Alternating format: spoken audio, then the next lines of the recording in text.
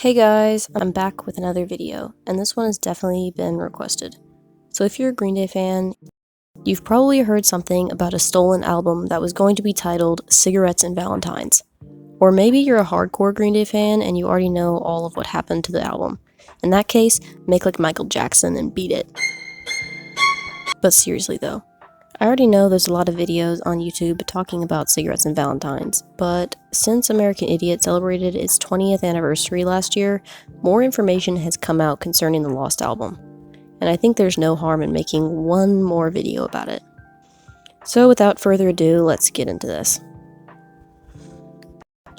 By 2001, Green Day had already put out their first greatest hits album, International Super Hits, subsequently bookending a creative era and leaving some fans wondering if they were done making music. Because due to the critical reception of their previous album, Warning, quite a bit of the Green Day fanbase had fallen off, claiming that the band had gone soft. Of course, this wasn't the case, and it seems like Warning has kinda experienced the same thing that Pinkerton by Weezer has gotten, where now, years later, the album is better received, and is looked upon as one of the band's most creative and underrated albums. So after a pop disaster tour with Blink-182 in 2001, and releasing a compilation album titled Shenanigans in 2002, Green Day was worn out and in need of a mental break. But instead of slowing down, Green Day primary songwriter and singer Billie Joe Armstrong, probably feeling immense pressure from both the record company and his conscience, began writing songs that would be for the band's next album, which would be called Cigarettes and Valentines.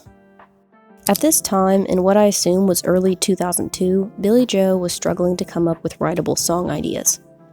And so he did what any person does when they get into a creative rut. Binge Netflix and eat junk food. Just kidding. He decided upon a change of scenery. In an interview, Billie Joe said this: "I went to New York for a little while and told Adrian, if I don't do this, then I'm going to get really resentful. I just know I am, and you're going to resent me for being resentful.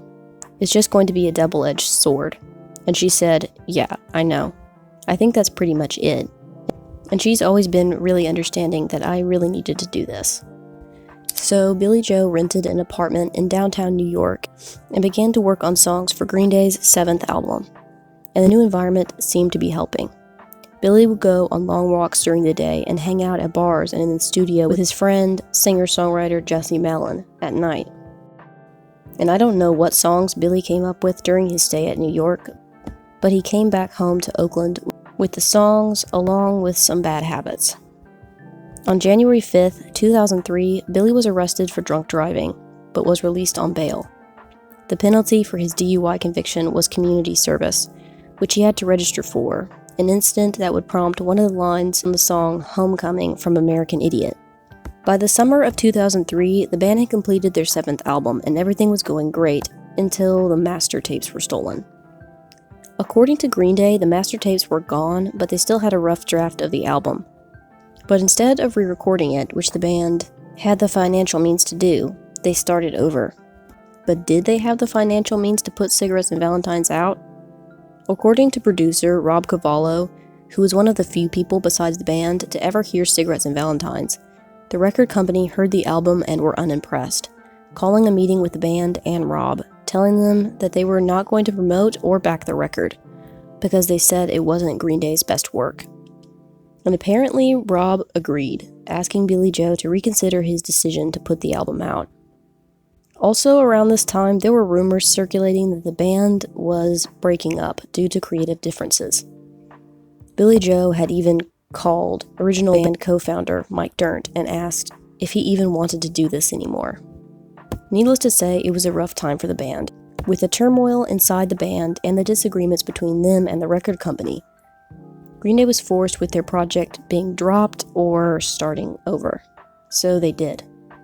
This scenario seems way more likely than some random person breaking in and stealing the master tapes. Because two things. One, whenever the album gets brought up, the band acts extremely suspicious. This is a crazy story, Trey. I don't know if you want to tell it. Did somebody stole the tapes, or what went down with Cigarettes and Valentines?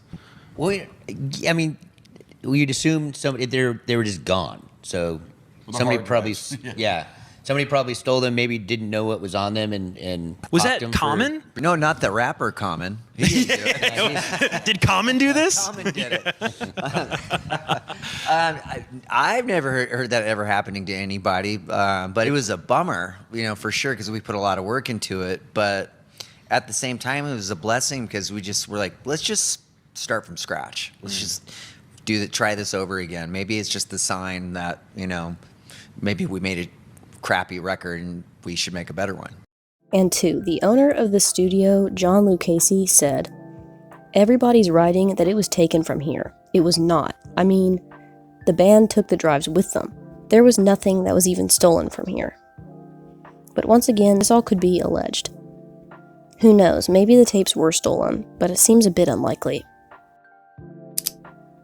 Independent filmmaker John Roker, who worked with Green Day on the American Idiot documentary Heart Like a Hand Grenade in 2015 and other projects, leaked an American Idiot B-side track list on Facebook, raising more speculation about a possible Cigarettes and Valentines release. But it's been over 5 years since the post and nothing's happened yet, so... Most of the track list was songs that we'd heard, either officially released or floating around on the internet. The first song was Too Much Too Soon, which was released as a B-side to the American Idiot single. And then there was Shoplifter and Governator, which were both also released as B-sides during the American Idiot era. Track 4 was Horseshoes and Hand Grenades, which we know was released on 21st Century Breakdown in 2009. The next track was The Pedestrian, a song that would later end up on the debut album Stop, Drop, and Roll by Green Day's side project, the Foxborough Hot Tubs. Track 6 was a song called Too Young, and I have a theory that this could have been the song Youngblood that ended up on Revolution Radio. Because Billy Joe had said this. It's pretty much in the vault right now. There was the one song, Cigarettes and Valentines, which we brought out live. So, I don't know. We'll see if any of that stuff ends up, seeing the light of day. There's always a lot in the vault, but we tend to look forward rather than, reach a mess. There's one song that was written a long time ago that's on the new record called Youngblood, and that got a facelift and new lyrics and stuff like that. So, but this is just a theory, nothing more. The next song, Lights Out, was a 21st Century Breakdown B-side. And the next song was called Lately, in brackets, One More Year. Now this song is a song that we still haven't heard, but there's a small chance that this could have become the song Just Another Year, which was demoed during American Idiot, and then was scrapped for parts, eventually becoming the intro to their 9-minute masterpiece, Homecoming. But once again, only a theory. We know that Cigarettes and Valentines, the title track, was released live on Awesome As. Track 10 was titled End of the World, which possibly could have become a part of Jesus of Suburbia. But that's another theory that I came up with. The next was Walk Away, and I'm pretty sure this ended up on Trey, or a variation of the song did. Track 12 was the song Broadway, another song that would become a Foxborough Hot Tubs track. The next 2 songs were titled Waste Away and Drop Out. And Mike Dirnt had name-dropped these songs in a 2011 interview, along with the song Sleepyhead, which people speculate could have later become Lazy Bones. The last songs were 19th Nervous Breakdown, which is a Rolling Stones cover, and the song Favorite Son, which was a B-side to 21 Guns. Okay, so let's go over some conspiracies. There are a lot of conspiracies surrounding this album. Some people think that the network, who definitely aren't Green Day, stole the album and turned it into their debut 2003 album, Money Money 2020. Especially the song Rochambeau, because its lyrics seem to nod to the Cigarettes and Valentines theme. And I'm not saying that this theory is completely impossible.